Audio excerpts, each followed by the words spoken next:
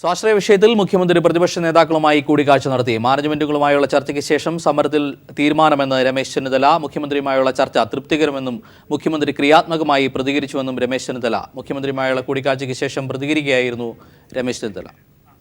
മുഖ്യമന്ത്രി വളരെ പോസിറ്റീവായിട്ടാണ് പറഞ്ഞത്. അദ്ദേഹത്തിനിപ്പം സ്വകാര്യ മാനേജ്മെൻറ്റുകൾ ഫീസ് കുറയ്ക്കുന്നതിന് മുഖ്യമന്ത്രി എന്തിനാണ് എതിർക്കുന്നത്? അദ്ദേഹത്തിന് എതിർപ്പില്ല എന്ന് പറഞ്ഞു. പരിഹാരം ഉൾപ്പെടെയുള്ള കാര്യങ്ങളിൽ അതും പരിഹാരവും വരുമല്ലോ. അവരത് കുറയ്ക്കുമ്പം സ്വാഭാവികമായിട്ടും പരിഹാരത്തിൻ്റെ കാര്യം അതിൽ വരുമല്ലോ. അപ്പം അത്തരം കാര്യങ്ങളെല്ലാം നാളെ ചർച്ച ചെയ്യുമെന്നാണ് സൂചിപ്പിച്ചത്.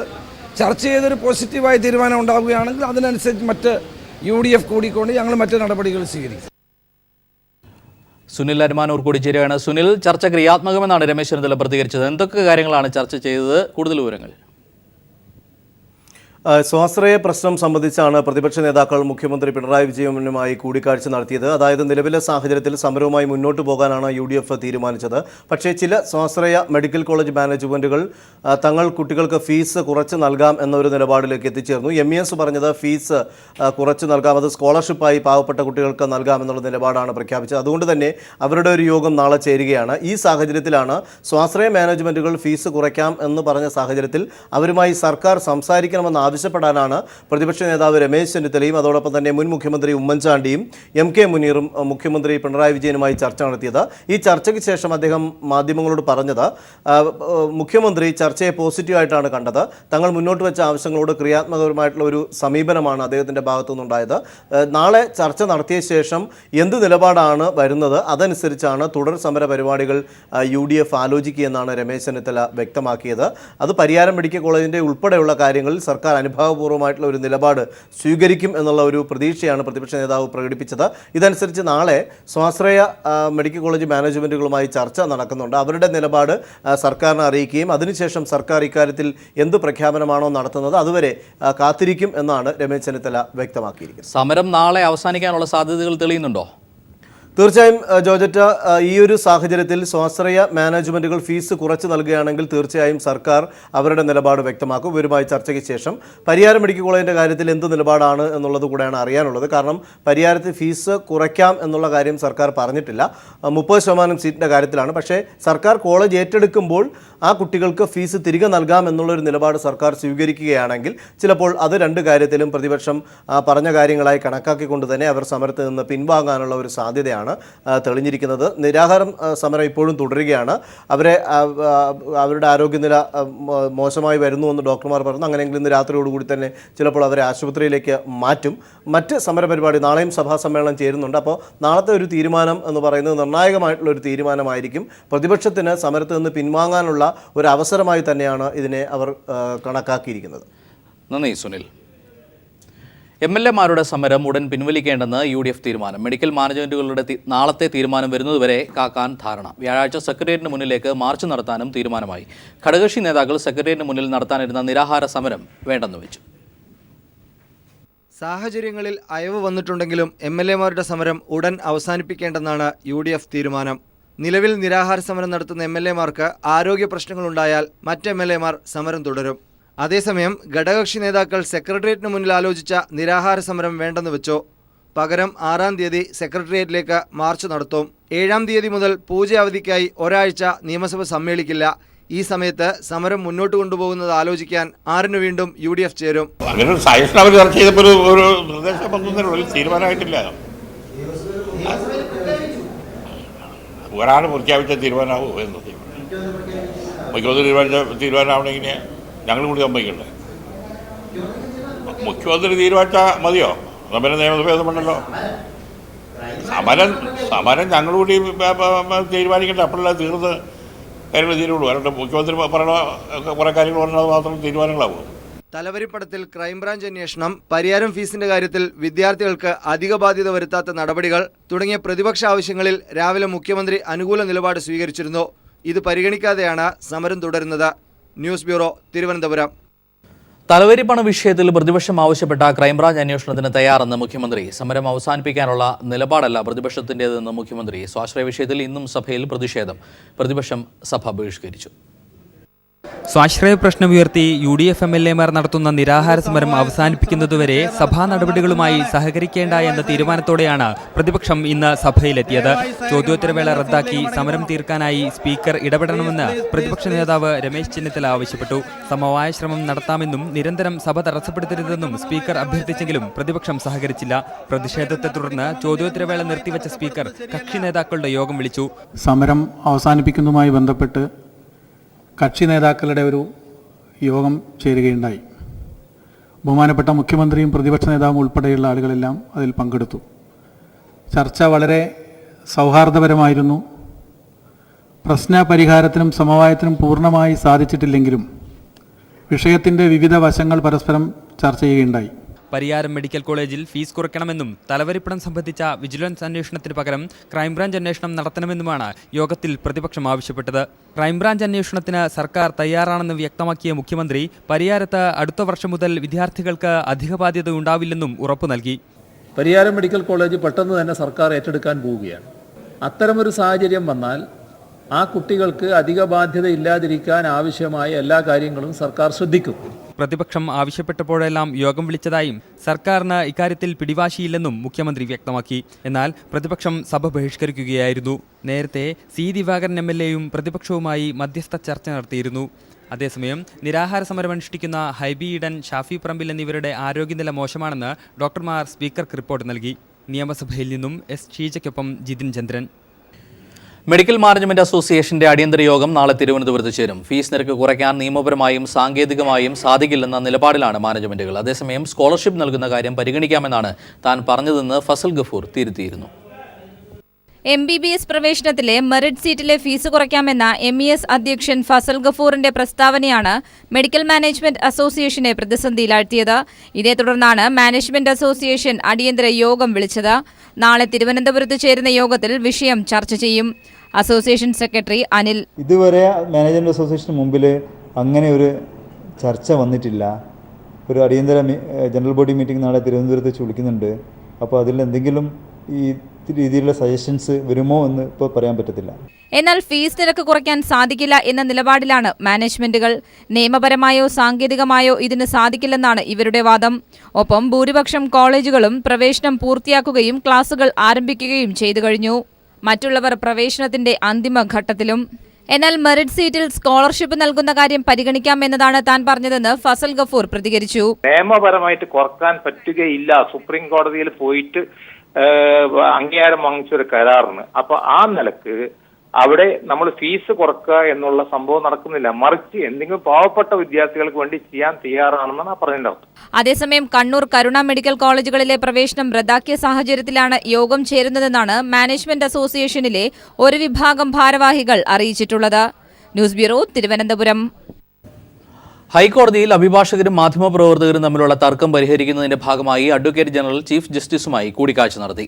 മുഖ്യമന്ത്രി പിണറായി വിജയന്റെ നിർദ്ദേശപ്രകാരമായിരുന്നു കൂടിക്കാഴ്ച. മാധ്യമങ്ങൾക്ക് ഹൈക്കോടതിയിൽ യാതൊരു വിലക്കുമില്ലെന്ന് ചീഫ് ജസ്റ്റിസ് പറഞ്ഞതായി അഡ്വക്കേറ്റ് ജനറൽ അറിയിച്ചു. കഴിഞ്ഞ ദിവസം ചേർന്ന യോഗത്തിലുണ്ടായ ധാരണകൾ നിലനിൽക്കുന്നതായും AG പറഞ്ഞു. തർക്കം പരിഹരിക്കാൻ ശ്രമങ്ങൾ തുടരുമെന്നും advocate general CP Sudhakara Prasad അറിയിച്ചു. കനകമലയിൽ ഇന്നലെ പിടിയിലായത് IS-ന്റെ കേരള ഘടകമായി പ്രവർത്തിച്ചിരുന്ന സംഘമെന്ന് NIA. 12-അംഗ സംഘത്തിലെ 6 പേർ വിദേശത്താണെന്നും NIA കണ്ടെത്തി. സ്ഫോടനം ഉൾപ്പെടെയുള്ള തീവ്രവാദ പ്രവർത്തനങ്ങൾ ആസൂത്രണം ചെയ്യുന്നതിനിടെയാണ് സംഘം വലയിലായത്. മാസങ്ങളായി NIA ഇവരെ നിരീക്ഷിച്ചു വരികയായിരുന്നു. ഇതിനിടെ സംഘവുമായി ബന്ധമുള്ള ഒരാൾ കൂടി ഇന്ന് തിരുനെൽവേലിയിൽ പിടിയിലായി. കടയനല്ലൂർ സ്വദേശി സബഹാനിയാണ് പിടിയിലായത്. അൻസാറുൽ ഖിലാഫ് എന്ന രഹസ്യപ്പേരിൽ അറിയപ്പെടുന്ന സംഘടന IS-ന്റെ കേരള ഘടകമായാണ് പ്രവർത്തിച്ചിരുന്നതെന്ന് NIA കണ്ടെത്തി. കനകമലയിൽ പിടിയിലായവർക്കായിരുന്നു സംഘത്തിന്റെ നേതൃത്വം. കേരളത്തിലെ IS-ന്റെ പ്രവർത്തനം ഏകോപിപ്പിക്കുകയായിരുന്നു സംഘത്തിന്റെ ലക്ഷ്യം. ഇതിനായി ഫേസ്ബുക്ക് ഉൾപ്പെടെയുള്ള സമൂഹ മാധ്യമങ്ങളാണ് സംഘം ഉപയോഗിച്ചിരുന്നത്. IS-യുമായി ബന്ധപ്പെട്ട ചില വെബ്സൈറ്റുകളും സംഘം പ്രവർത്തിപ്പിച്ചിരുന്നു. പ്രത്യേക ചാറ്റ് ഗ്രൂപ്പ് രൂപീകരിച്ചായിരുന്നു ആശയവിനിമയമെന്നും NIA കണ്ടെത്തി. കഴിഞ്ഞ കുറേ മാസങ്ങളായി ഇവരുടെ സന്ദേശങ്ങൾ NIA നിരീക്ഷിച്ചു വരികയായിരുന്നു. അടുത്തിടെ കൊച്ചിയിൽ ഇവർ രഹസ്യയോഗം ചേർന്നിരുന്നതായും NIA-ക്ക് വിവരം ലഭിച്ചു. ദക്ഷിണേന്ത്യയിലെ വിവിധ കേന്ദ്രങ്ങളിൽ സ്ഫോടനം ആസൂത്രണം ചെയ്യുകയായിരുന്നു സംഘത്തിന്റെ ലക്ഷ്യം. കനകമലയിൽ ഒത്തുകൂടാൻ ഇവർ തീരുമാനിച്ച വിവരവും NIA-ക്ക് ലഭിച്ചിരുന്നു. രഹസ്യ നീക്കങ്ങൾ പോലീസ് അറിയുന്നത് മനസ്സിലാക്കിയ സംഘം തങ്ങൾക്കിടയിലെ ഒറ്റുകാരനെ കണ്ടെത്താനായാണ് കനകമലയിൽ ഒത്തുചേർന്നത്. സംഘത്തെ വിവിധ വാഹനങ്ങളിലായി പിന്തുടർന്നെത്തിയ NIA സംഘം കനകമലയിൽ വെച്ച് വലയിലാക്കുകയായിരുന്നു. IS ബന്ധം സംശയിക്കുന്ന ഒരു മലയാളിയെ കൂടി തിരുനെൽവേലിയിൽ നിന്ന് ഇന്ന് പിടികൂടി. 12 അംഗ സംഘത്തിലെ 6 പേർ ഇതിനകം വലയിലായി. ശേഷിക്കുന്നവർ വിദേശത്താണെന്നാണ് NIAക്ക് ലഭിച്ച വിവരം. പിടിയിലായവരെ കൊച്ചി NIA ഓഫീസിലെത്തിച്ച് ചോദ്യം ചെയ്തു. News bureau, Kochi. കോഴിക്കോട് കുറ്റ്യാടിയിലെ 2 പേരെ തീവ്രവാദ ബന്ധമുണ്ടെന്ന സംശയത്തെ തുടർന്ന് NIA അറസ്റ്റ് ചെയ്തതിന്റെ ഞെട്ടലിലാണ് നാട്ടുകാർ. തീവ്രവാദ സംഘടനകളുമായി ബന്ധമുണ്ടെന്ന് തെളിഞ്ഞാൽ ഇവരെ മാതൃകാപരമായി ശിക്ഷിക്കണമെന്നും നാട്ടുകാർ പറഞ്ഞു. അറസ്റ്റിലായ ജാഷിമിന്റെയും റംഷാദിന്റെയും കുടുംബങ്ങൾ നാട്ടുകാരുമായി നല്ല ബന്ധം പുലർത്തിയിരുന്നു. പഠനവുമായി ബന്ധപ്പെട്ട് പുറത്തായിരുന്നതിനാൽ യുവാക്കളെ നാട്ടുകാർക്ക് വലിയ പരിചയമുണ്ടായിരുന്നില്ല. ഇത് നമ്മൾ അറിഞ്ഞത് നെട്ടലോട് കൂടിയാണ് ഈ പ്രദേശവാസികളെല്ലാം കാണുന്നത്. നല്ല ഫാമിലി ആയിട്ട് നല്ല ബന്ധപ്പാടും കാര്യങ്ങളും ഉള്ളതാണ്. നല്ലൊരു ഫാമിലിയാണ്. ഈ 2 കുട്ടികളെ പറ്റി നമുക്ക് അത്രത്തോളം അറിയില്ല. തീവ്രവാദ ബന്ധമുണ്ടെന്ന് തെളിഞ്ഞാൽ ഇവരെ മാതൃകാപരമായി ശിക്ഷിക്കണമെന്നും നാട്ടുകാർ ആവശ്യപ്പെടുന്നു. ഇത്തരം സംഘടനകളിൽ അംഗമാവുകയും അതുപോലെ തന്നെ ഏതെങ്കിലും രീതിയിലുള്ള ബന്ധമുണ്ടെങ്കിൽ അവരെ മാതൃകാപരമായ ശിക്ഷ നൽകണം എന്ന് തന്നെയാണ് ഒരു നാട്ടുകാരൻ എന്ന നിലയിൽ എനിക്ക് പറയാനുള്ളത്. അറസ്റ്റിലായ 2 പേരും അയൽവാസികളാണ്. സംഭവത്തിന് ശേഷം ഇരുവരുടെയും വീടുകൾ അടച്ചിട്ടിരിക്കുകയാണ്. വിശദമായ ചോദ്യം ചെയ്യലിന് ശേഷമാണ് ഇരുവരെയും NIA സംഘം കഴിഞ്ഞ ദിവസം അറസ്റ്റ് ചെയ്തത്. News bureau, Kozhikode. മുൻമന്ത്രി CN ബാലകൃഷ്ണൻ പ്രതിയായ കൺസ്യൂമർ ഫെഡ് വിദേശ മദ്യ ഇൻസെന്റീവ് അഴിമതി കേസിൽ FIR രജിസ്റ്റർ ചെയ്ത് അന്വേഷണം നടത്താൻ തൃശൂർ വിജിലൻസ് കോടതിയുടെ ഉത്തരവ്. കൺസ്യൂമർ ഫെഡ് അക്കൗണ്ടിലേക്ക് വരേണ്ട മദ്യക്കമ്പനികളുടെ ഇൻസെന്റീവ് തുകകൾ സ്വകാര്യ അക്കൗണ്ടിലേക്ക് മാറ്റിയെന്ന് കണ്ടെത്തിയതിനെ തുടർന്നാണ് നടപടി. വിജിലൻസിന്റെ ത്വരിതാന്വേഷണ റിപ്പോർട്ട് പരിഗണിച്ച കോടതി അന്തിമഘട്ടത്തിൽ ആരെയും പ്രതി ചേർക്കേണ്ടതില്ലെന്നും നിർദ്ദേശിച്ചു. 2011-14 കാലയളവിൽ വിദേശ മദ്യ കമ്പനികളിൽ നിന്നും ലഭിച്ച ഇൻസെന്റീവ് തുക തിരിമറി നടത്തിയ സംഭവത്തിലാണ് FIR രജിസ്റ്റർ ചെയ്ത് അന്വേഷണം നടത്താൻ തൃശൂർ വിജിലൻസ് കോടതി ഉത്തരവിട്ടത്. UDF അധികാരമേറ്റ ശേഷം 2011 മുതൽ 14 വരെ കൺസ്യൂമർ ഫെഡ് വഴിയുള്ള മദ്യവിൽപ്പന വൻതോതിൽ ഉയർന്നിരുന്നു. എന്നാൽ ക്രമാനുസൃതമായ വർധന ഇൻസെന്റീവ് തുകയിൽ വന്നില്ലെന്ന് മാത്രമല്ല, മുൻവർഷത്തേക്കാൾ കുറവും സംഭവിച്ചു. 2014 ആകെ 2 ലക്ഷം രൂപ മാത്രമാണ് ഇൻസെന്റീവായി കണക്കുകളിൽ കാണുന്നത്. എന്നാൽ ടോമിൻ ജെ തച്ചങ്കരി മാനേജിംഗ് ഡയറക്ടറായി ചുമതലയേറ്റ ശേഷം 2015 90 ലക്ഷം രൂപ ഇൻസെന്റീവായി ലഭിച്ചെന്ന് കണക്കുകൾ വ്യക്തമാക്കുന്നു. വിജിലൻസ് സമർപ്പിച്ച ത്വരിത പരിശോധനാ റിപ്പോർട്ടിൽ തിരിമറി നടന്നുവെന്നും വ്യക്തമാകുന്നു. കൺസ്യൂമർ ഫെഡ് അക്കൗണ്ടിലേക്ക് വരേണ്ട കമ്മീഷൻ തുകകൾ സ്വകാര്യ അക്കൗണ്ടുകളിലേക്ക് പോയിട്ടുണ്ടെന്നാണ് കണ്ടെത്തൽ. സംഭവത്തിൽ FIR ഇട്ട് അന്വേഷണം നടത്താൻ കോടതി ഉത്തരവിട്ടെങ്കിലും ആദ്യഘട്ടത്തിൽ ആരെയും പ്രതി ചേർക്കേണ്ടതില്ലെന്നാണ് നിർദ്ദേശം. മുൻമന്ത്രി CN ബാലകൃഷ്ണൻ ഉൾപ്പെടെയുള്ളവരെ പ്രതി ചേർക്കണമെന്നാവശ്യപ്പെട്ട് മലയാളം ഐക്യവേദി പ്രസിഡന്റ് ജോർജ് വട്ടകുളമാണ് പരാതി നൽകിയത്. ഇതോടൊപ്പമുള്ള മൊബൈൽ ത്രിവേണി അഴിമതി കേസും തൃശൂർ പടിഞ്ഞാറേക്കോട്ടയിലെ വിദേശ മദ്യ ഔട്ട്ലെറ്റിൽ നിന്നും 1 ലക്ഷം രൂപ CN ബാലകൃഷ്ണന്റെ വീട്ടിലേക്ക് കൈമാറിയെന്ന കേസും കോടതി തള്ളി. തെളിവില്ലെന്ന വിജിലൻസ് ത്വരിത പരിശോധനാ റിപ്പോർട്ട് ശരിവച്ചാണ് ഈ കേസുകൾ തള്ളിയത്. News bureau, Thrissur. ഇടുക്കി ഇടമലക്കുടിയിൽ നരബലി നടന്നുവെന്ന പരാതിയുടെ നിജസ്ഥിതി പരിശോധന പോലീസ് ആരംഭിച്ചു. ദില്ലി ആസ്ഥാനമായ ഒരു സംഘടനയാണ് ഇടമലക്കുടി ആദിവാസി ഊരിൽ 3 പെൺകുട്ടികളെ 8 മാസത്തിനിടെ ബലി നൽകിയതായി പരാതി ഉന്നയിച്ചത്. സംസ്ഥാനത്തെ ആദ്യ ഗോത്രവർഗ പഞ്ചായത്തായ ഇടമലക്കുടിയിൽ നരബലി നടന്നുവെന്ന പരാതിയുടെ നിജസ്ഥിതി പരിശോധന പോലീസ് ആരംഭിച്ചു. മൂന്നാർ CI ഉൾപ്പെടെയുള്ളവർ ഇടമലക്കുടിയിൽ എത്തിയാണ് സംഭവത്തിന്റെ നിജസ്ഥിതി പരിശോധിക്കുന്നത്. ഡൽഹി ആസ്ഥാനമായ ദേശീയ മനുഷ്യാവകാശ സാമൂഹ്യനീതി കമ്മീഷൻ എന്ന സംഘടനയാണ് നരബലി സംബന്ധിച്ച പരാതി ദേശീയ ശിശുക്ഷേമ വകുപ്പിന് നൽകിയിരിക്കുന്നത്. പരാതി കേന്ദ്രം സംസ്ഥാനത്തിന് കൈമാറി. കഴിഞ്ഞ 8 മാസത്തിനിടെ ദൈവപ്രീതിക്കായി 12 വയസ്സിന് താഴെയുള്ള 3 പെൺകുട്ടികളെ ബലി നൽകിയെന്നാണ് സംഘടന പരാതിയിൽ അവകാശപ്പെടുന്നത്. എന്നാൽ 4 ഇടങ്ങളിലായി 300-ലധികം ആദിവാസികൾ തിങ്ങിത്താമസിക്കുന്ന ഇടമലക്കുടിയിൽ ഏതെങ്കിലും തരത്തിലുള്ള കുറ്റകൃത്യമുണ്ടായാൽ വനം വകുപ്പിനും പോലീസിനും ഇതറിയാനുള്ള സംവിധാനങ്ങളുണ്ട്. ഒപ്പം ഓരോ കുടിയിലെയും പ്രശ്നപരിഹാരത്തിന് പഞ്ചായത്ത് ജനപ്രതിനിധികൾ നേരിട്ട് ഇടപെടുന്നു എന്ന പ്രത്യേകതയും ഈ ആദിവാസി ഊരിനുണ്ട്. അതുകൊണ്ട് തന്നെ ഇത്തരത്തിലൊരു നരബലിക്ക് സാധ്യതയില്ലെന്നാണ് പോലീസിന്റെ പ്രാഥമിക നിഗമനം. News bureau, Idukki. തമിഴ്നാട് മുഖ്യമന്ത്രി ജയലളിതയുടെ ആരോഗ്യനിലയിൽ നല്ല പുരോഗതിയെന്ന് AIADMKയുടെ സ്ഥിരീകരണം. ജയലളിതയെ താമസിപ്പിക്കുന്ന അപ്പോളോ ആശുപത്രിയിലെ 2ാം നിലയിൽ ആർക്കും നിയന്ത്രണം ഏർപ്പെടുത്തിയിട്ടില്ലെന്നും AIADMKയുടെ വിശദീകരണം. AIADMKയുടെ ഒഫീഷ്യൽ പേജിലാണ് ഈ വിശദീകരണങ്ങൾ. സതേൺ റെയിൽവേയുടെ പാർലമെന്റ് കമ്മിറ്റി യോഗം കുട്ടനാട്ടിൽ പുരോഗമിക്കുന്നു. ഹൗസ് ബോർഡിലാണ് റെയിൽവേ അടിസ്ഥാന സൗകര്യം മെച്ചപ്പെടുത്തുന്നതിനുള്ള യോഗം ചേരുന്നത്. റെയിൽവേ ഗസ്റ്റ് ഹൗസുകൾ ഉണ്ടായിട്ടും കുട്ടനാട്ടിൽ റെയിൽവേ യോഗം ചേരുന്നതിനെതിരെ പ്രതിഷേധമുയർന്നിട്ടുണ്ട്. റെയിൽവേ അപകടങ്ങൾ ഉണ്ടാകുന്ന സാഹചര്യത്തിലാണ് റെയിൽവേയുടെ പാത ഇരട്ടിപ്പിക്കലും അടിസ്ഥാന സൗകര്യങ്ങൾ വിലയിരുത്തുന്നതിനുമായി റെയിൽവേ പാർലമെന്ററി കമ്മിറ്റി യോഗം ആലപ്പുഴയിൽ സംഘടിപ്പിച്ചത്. എന്നാൽ യോഗം ഹൗസ് ബോട്ടിൽ ചേർന്നതിനെതിരെ വിമർശനമുയർന്നിട്ടുണ്ട്. സദേൺ റെയിൽവേ ഉന്നത ഉദ്യോഗസ്ഥരും എംപിമാരും അടങ്ങുന്ന സംഘമാണ് കുട്ടനാട് ഹൗസ് ബോട്ടിൽ മീറ്റിംഗ് നടന്നുവരുന്നത്.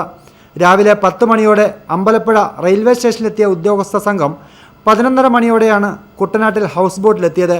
മുൻ കേന്ദ്രമന്ത്രിയും എംപിയുമായ KC വേണുഗോപാലിന്റെ നേതൃത്വത്തിലുള്ള പാർലമെന്റ് അംഗങ്ങളാണ് ഉദ്യോഗസ്ഥരെ കൂടാതെ യോഗത്തിൽ പങ്കെടുക്കുന്നത്. We go and directly check everything.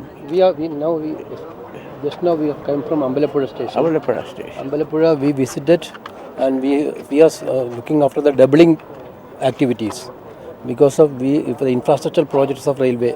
റെയിൽവേയുടെ അടിസ്ഥാന സൗകര്യ വികസനവും അതുപോലെയുള്ള മറ്റു പദ്ധതികളും പരിശോധിക്കുന്നതിന് വേണ്ടിയിട്ടാണ് സദേൺ റെയിൽവേയുമായി ബന്ധപ്പെട്ട് കേരളത്തിലെത്തിയിരിക്കുന്നത്. റെയിൽവേയുടെ അടിസ്ഥാന സൗകര്യം വിലയിരുത്തുന്നതിന് കുട്ടനാട് ഹൗസ് ബോട്ടിൽ യോഗം ചേർന്നതിനെതിരെ റെയിൽവേ ജീവനക്കാർക്കിടയിലും ശക്തമായ പ്രതിഷേധമാണ് ഉയർന്നു വരുന്നത്.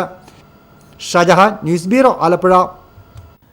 കാവേരി ജലം തമിഴ്നാടിന് വിട്ടു നൽകിയോ എന്ന് നാളെ 2 മണിക്കകം കർണാടക വ്യക്തമാക്കണമെന്ന് സുപ്രീം കോടതി. അതേസമയം കാവേരി മാനേജ്മെന്റ് ബോർഡ് രൂപീകരിക്കാനുള്ള നീക്കത്തിനെതിരെ കേന്ദ്ര സർക്കാർ സുപ്രീം കോടതിയെ സമീപിച്ചു.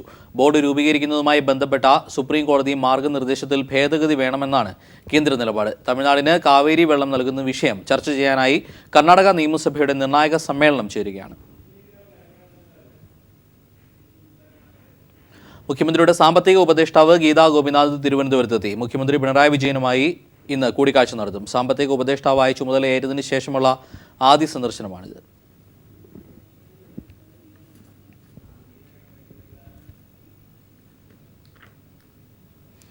കേന്ദ്ര സംസ്ഥാന സർക്കാരുകളുടെ സംയുക്ത സംരംഭമായ കാസർകോട്ടെ ഫെൽ EML വ്യവസായ യൂണിറ്റ് കൈയൊഴിയാനുള്ള നീക്കത്തിൽ നിന്നും കേന്ദ്ര സർക്കാരിനെ പിന്തിരിപ്പിക്കാൻ സംസ്ഥാന സർക്കാർ ഇടപെടും. പ്രശ്നം ശ്രദ്ധയിൽപ്പെടുത്തിയ CITU നേതൃത്വത്തിലുള്ള തൊഴിലാളി സംഘടനാ നേതാക്കളെ മുഖ്യമന്ത്രി പിണറായി വിജയൻ അറിയിച്ചതാണിത്. കാസർഗോഡിന്റെ വ്യവസായ വികസനം ലക്ഷ്യമിട്ട് മുൻ LDF സർക്കാരിന്റെ കാലത്താണ് ഫെൽ EML യൂണിറ്റ് നിലവിൽ വന്നത്.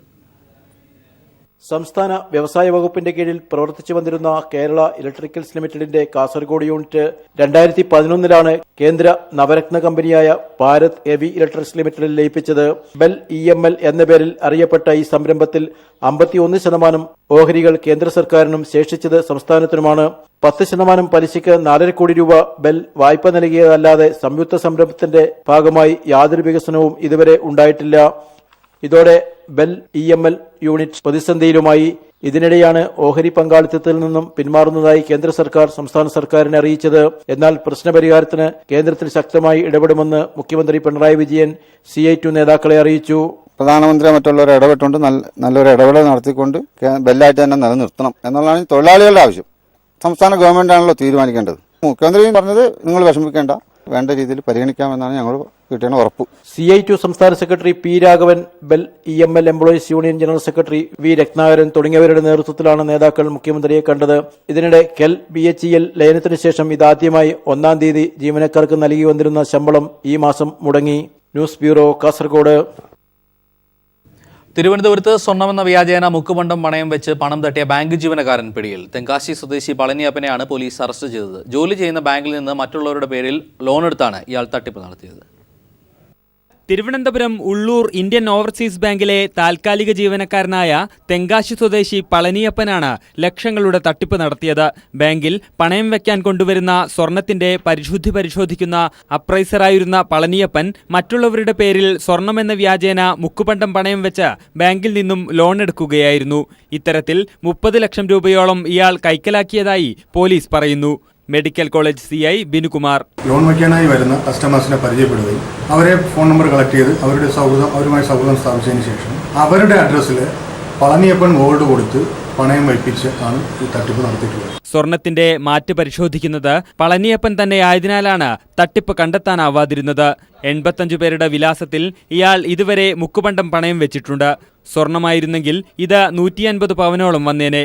പോലീസ് കഴിഞ്ഞ ദിവസം അറസ്റ്റ് ചെയ്ത പളനിയപ്പൻ ഇപ്പോൾ റിമാൻഡിലാണ്.